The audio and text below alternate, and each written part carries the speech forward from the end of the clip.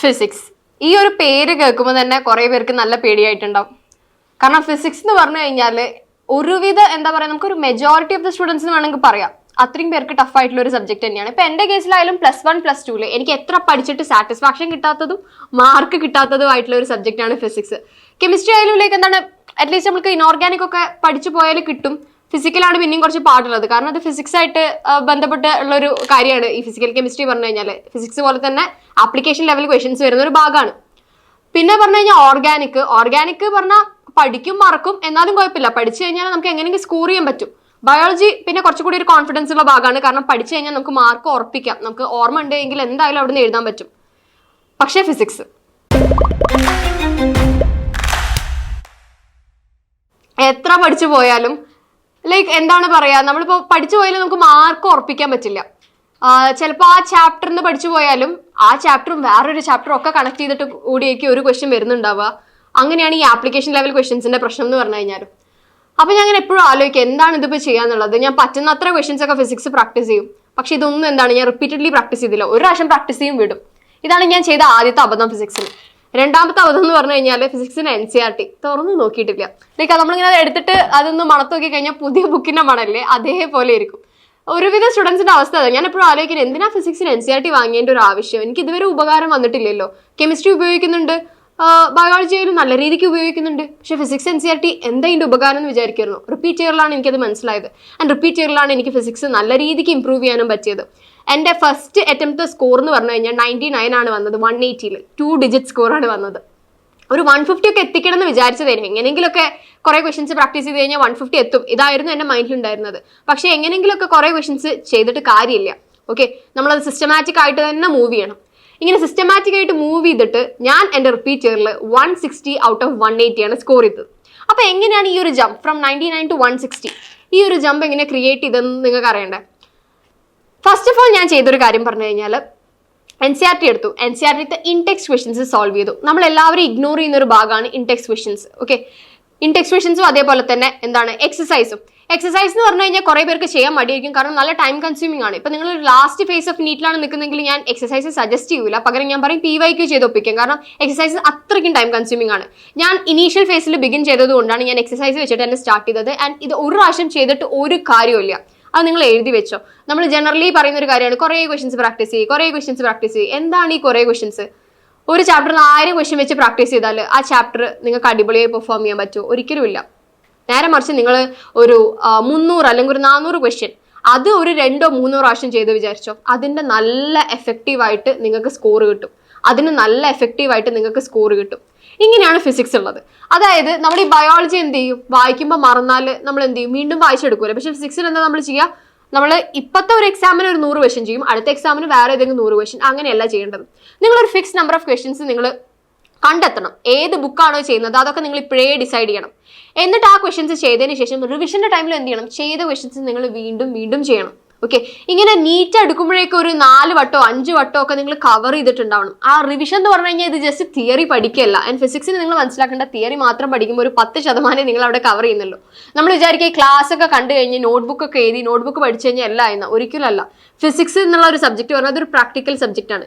നിങ്ങൾ അത് ക്വസ്റ്റ്യൻ ചെയ്ത് റെഡിയാക്കണം. ഫസ്റ്റ് ടൈം ഒന്നും ചെയ്യുമ്പോൾ കിട്ടൂല, അത് വേറൊരു it's an entire different topic. Like എന്താ പറയാ, എല്ലാവരും പറയുന്ന ഒരു കാര്യമാണ് ക്വസ്റ്റ്യൻ ചെയ്യുന്നുണ്ട് പക്ഷെ കിട്ടുന്നില്ല, പിന്നെ ബാക്കി ചെയ്യാൻ തോന്നില്ല. ഫസ്റ്റ് ടൈം ചെയ്യുമ്പോൾ അങ്ങനെ തന്നെയാണ്. നിങ്ങൾക്ക് തീരെ കിട്ടുന്നില്ല, നിങ്ങൾ ഒരു കാര്യം ചെയ്യും, ഫസ്റ്റ് ടൈം ചെയ്യുമ്പോൾ സൊല്യൂഷൻ നോക്കി ചെയ്തോ. സെക്കൻഡ് ടൈം തേർഡ് ടൈം ഒക്കെ നിങ്ങൾക്ക് ഒറ്റയ്ക്ക് കിട്ടുന്നുണ്ടോ എന്നുള്ള രീതിയിൽ നിങ്ങൾ ട്രൈ ചെയ്യണം. അപ്പോൾ ഫിസിക്സിൽ ഞാൻ ചെയ്ത വേറൊരു കാര്യം പറഞ്ഞു കഴിഞ്ഞാൽ, ഇപ്പം ഞാൻ പറഞ്ഞു NCERT ഞാൻ ചെയ്തു, അതേപോലെ തന്നെ എന്താണ് ക്വസ്റ്റ്യൻസ് നിങ്ങൾ റിപ്പീറ്റ് ചെയ്യണം. നിങ്ങൾ കാൽക്കുലേറ്റർ യൂസ് ചെയ്യുന്നുണ്ടെങ്കിൽ അത് നിങ്ങൾ നിർത്തണം. ഓക്കെ, ഞാൻ +1 +2 കാൽക്കുലേറ്റർ യൂസ് ചെയ്തിട്ടില്ല. അതിൻ്റെതായ ബെനിഫിറ്റ് എനിക്ക് ഫീൽ ചെയ്തിട്ടുണ്ടായിരുന്നു കേട്ടോ. റിപ്പീറ്റ് ഇയറിൽ എനിക്ക് സ്പീഡ് അത്യാവശ്യം കൂടിയ പോലെ എനിക്ക് തോന്നിയിട്ടുണ്ടായിരുന്നു. നേരെ മറിച്ച് ഈ +1 +2 സ്കൂൾ ലെവൽ മാത്രം പ്രിപ്പയർ ചെയ്ത സ്റ്റുഡൻസ് എന്താ കാൽക്കുലേറ്റർ യൂസ് ചെയ്തിട്ടുണ്ടാവും. അവർ എൻട്രൻസ് ലെവൽ പ്രിപ്പയർ ചെയ്യുന്നില്ലെങ്കിൽ ഒബ്വിയസ്ലി നിങ്ങൾ കാൽക്കുലേറ്റർ യൂസ് ചെയ്യുന്നുണ്ടാവും. അതിനനുസരിച്ച് തന്നെ അവർ നല്ല രീതിക്ക് സ്ലോ ആയിട്ട് അവർക്ക് ഫീൽ ചെയ്തിട്ടുണ്ട്. എനിക്കായാലും ആ ഒരു ഡിഫറൻസ് നല്ല രീതിക്ക് ഫീൽ ചെയ്തിട്ടുണ്ട്. അപ്പോൾ ലൈക്ക് നിങ്ങൾക്ക് ഏതൊക്കെ രീതിയിൽ സ്പീഡ് കൂട്ടാൻ പറ്റും, ലൈക്ക് ഇപ്പം ഒരു 25 വരെയുള്ള നമ്പേഴ്സിന്റെ സ്ക്വയർ ഒക്കെ നിങ്ങൾ പഠിച്ചു വെക്കുകയാണെങ്കിൽ കാൽക്കുലേഷൻ നല്ല രീതിക്ക് സ്പീഡ് ഉണ്ടാവും. അതേപോലെ തന്നെ ക്യൂബ്, സ്ക്വയർ റൂട്ട്സ്, ലോഗ് ഒക്കെ ഒരു 10 വരെ നിങ്ങൾ എന്തായാലും അറിഞ്ഞിരിക്കണം. ഇതൊക്കെ നിങ്ങൾക്ക് കാൽക്കുലേഷൻ ആവശ്യം വരും. ഇപ്പൊ 2⁻³ എത്രയാണെന്ന് ചോദിച്ചു കഴിഞ്ഞാൽ നിങ്ങൾക്ക് പെട്ടെന്ന് പറയാൻ പറ്റുന്ന രീതിയിലാണ് നിങ്ങൾ ഉള്ളതെങ്കിൽ ആറ്റംസ് ആൻഡ് ന്യൂക്ലിയർ ചാപ്റ്ററിൽ നിങ്ങൾ അത്യാവശ്യം നല്ല രീതിക്ക് ക്വസ്റ്റ്യൻ ചെയ്തിട്ടുണ്ടാവും. ആൻഡ് ആ ചാപ്റ്റർ നിങ്ങൾക്ക് ഈസി ആയിരിക്കും.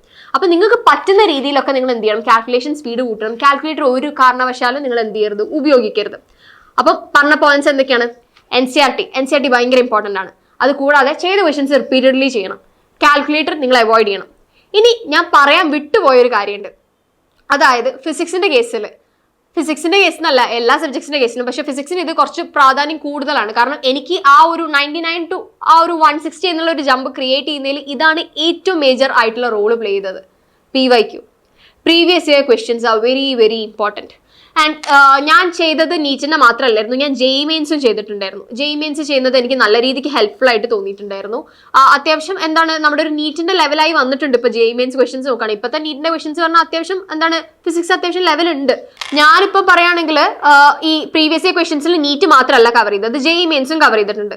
JEE മെയിൻസ് എന്ന് പറയുമ്പോൾ കുറെ പേര് വിചാരിക്കും ലൈക്ക് അത് ഭയങ്കര ലെവൽ കൂടിയ ക്വസ്റ്റ്യൻസ് അല്ലേ കിട്ടൂ എന്നുള്ളത്. ഫസ്റ്റ് ടൈം ചെയ്തപ്പോൾ എനിക്ക് കിട്ടിയിട്ടില്ല. ഓക്കെ, ഞാൻ അത് റിപ്പീറ്റഡ്ലി ട്രൈ ചെയ്തിട്ടാണ് എനിക്ക് സൊല്യൂഷൻസ് കിട്ടിയത്.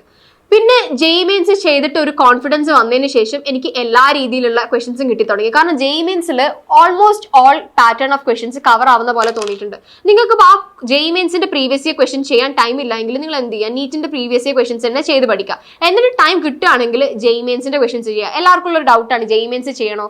അതേപോലെ തന്നെ കുറേ ക്വസ്റ്റ്യൻസ് നിങ്ങൾ ചെയ്തിട്ടുണ്ടാവും. ഇപ്പോൾ ഇതേപോലെ തന്നെ ഐക്കാർ എന്ന് പറയുന്ന ഒരു എക്സാം ഉണ്ട്. ഇതിന്റെ ഒക്കെ ക്വസ്റ്റ്യൻസ് നിങ്ങൾ കാണുന്നുണ്ടാവും. ഇതിലിപ്പോൾ നിങ്ങൾ ഒന്നും കവർ ചെയ്തിട്ടില്ലെങ്കിലും നീറ്റിന്റെ PYQ ഒരു 10 years എങ്കിലും നിങ്ങൾ മിനിമം ചെയ്തിട്ടുണ്ടാവണം. ഓക്കെ, അപ്പൊ previous year questions must cover ചെയ്യണം. ടൈം ഉണ്ടെങ്കിൽ എന്ത് ചെയ്യുക, JEEന്റെയും കൂടി PYQ ചെയ്ത് കഴിഞ്ഞാൽ ഫിസിക്സ് കുറച്ച് എക്സ്ട്രാ സ്ട്രോങ് ആക്കാൻ പറ്റും. അങ്ങനെ എനിക്ക് പറയാനുള്ളത്, നിങ്ങൾക്ക് ടൈം നല്ല റെസ്ട്രിക്റ്റഡ് ആയി തോന്നുന്നുണ്ട്. അതായത് നിങ്ങൾക്ക് ഇപ്പോൾ നല്ല ടൈം റെസ്ട്രിക്റ്റഡ് ആയി തോന്നുന്നുണ്ട്. അതായത് ലൈക്ക് നിങ്ങൾക്ക് കവർ ചെയ്യാൻ പറ്റും ക്വസ്റ്റ്യൻസ്, പക്ഷെ ഒരു പ്രാവശ്യമേ കവർ ചെയ്യാൻ പറ്റുള്ളൂ. അങ്ങനെയാണ് എങ്കിൽ നിങ്ങൾ എന്ത് ചെയ്യുക, നീറ്റിന്റെ ക്വസ്റ്റ്യൻസ് തന്നെ റിപ്പീറ്റഡ്ലി ചെയ്യുക. കാരണം നിങ്ങൾ ക്വസ്റ്റ്യൻസ് ഒരു പ്രാവശ്യം കവർ ചെയ്യുന്നത് കൊണ്ട് ഒരു കാര്യമില്ല. ഇപ്പോൾ JEE മെയിൻസ് എടുത്ത് നിങ്ങൾ ഒരു പ്രാവശ്യം കവർ ചെയ്ത് ഒരു കാര്യമില്ല, നിങ്ങൾക്ക് ഒരു എഫക്റ്റോ അതിന്റെ റിസൾട്ടോ കിട്ടാനൊന്നും പോകുന്നില്ല. നേരെ മറിച്ച് നിങ്ങൾ ഒരു ബഞ്ച് ഓഫ് ക്വസ്റ്റ്യൻസ് എടുത്തിട്ട്, നേരെ മറിച്ച് നിങ്ങളിപ്പോൾ നീറ്റിന്റെ ക്വസ്റ്റ്യൻസ് എടുത്ത് നീറ്റിന്റെ PYQ എടുത്തിട്ട് നിങ്ങൾക്ക് അതൊരു 3-4 പ്രാവശ്യം പ്രാക്ടീസ് ചെയ്യാൻ പറ്റുന്നുണ്ടെങ്കിൽ അതിൻ്റെതായ എഫക്റ്റ് അവിടെ കിട്ടും. ഇതേപോലെ തന്നെയാണ് JEE മെയിൻസും. അപ്പോൾ JEE മെയിൻസ് എടുത്തിട്ട് നിങ്ങൾക്ക് റിപ്പീറ്റഡ്ലി പ്രാക്ടീസ് ചെയ്യാൻ ടൈം കിട്ടുന്നുണ്ടെങ്കിൽ മാത്രം ചെയ്യുക, അല്ലെങ്കിൽ സ്റ്റിക്ക് ഓൺ ടു നീറ്റ്. അപ്പം once again summarising, NCERT is very important. അതേപോലെ തന്നെ റിപ്പീറ്റഡ്ലി ക്വസ്റ്റ്യൻ ചെയ്യുക. PYQസിന് നല്ല രീതിക്ക് സ്ട്രെസ് ചെയ്യണം. കാൽക്കുലേഷൻ ഒക്കെ എന്ത് ചെയ്യണം, മാനുവൽ ആക്കണം. അപ്പൊ ഈ രീതിയിൽ നിങ്ങൾ ഒന്ന് പ്രാക്ടീസ് ചെയ്ത് നോക്കുക. ഫിസിക്സ് നിങ്ങൾ വിചാരിക്കുന്ന പോലെ ഭയങ്കര വില്ലൻ ആയിട്ടുള്ള ഒരു സബ്ജക്റ്റ് അല്ല. നമുക്കിപ്പോൾ ബാക്ക്ഗ്രൗണ്ടിൽ മ്യൂസിക് കിട്ടും, ഫിലിം ഇട്ടും ഒക്കെ പഠിക്കാൻ പറ്റുന്ന ഒരു സബ്ജക്റ്റാണ് ഫിസിക്സ്. അത് നിങ്ങൾക്ക് കുറച്ച് കഴിയുമ്പോൾ മനസ്സിലാവും. പക്ഷെ ബയോളജി അങ്ങനെയല്ല, നമ്മൾ കംപ്ലീറ്റ് കോൺസെൻട്രേഷൻ കൊടുക്കണം.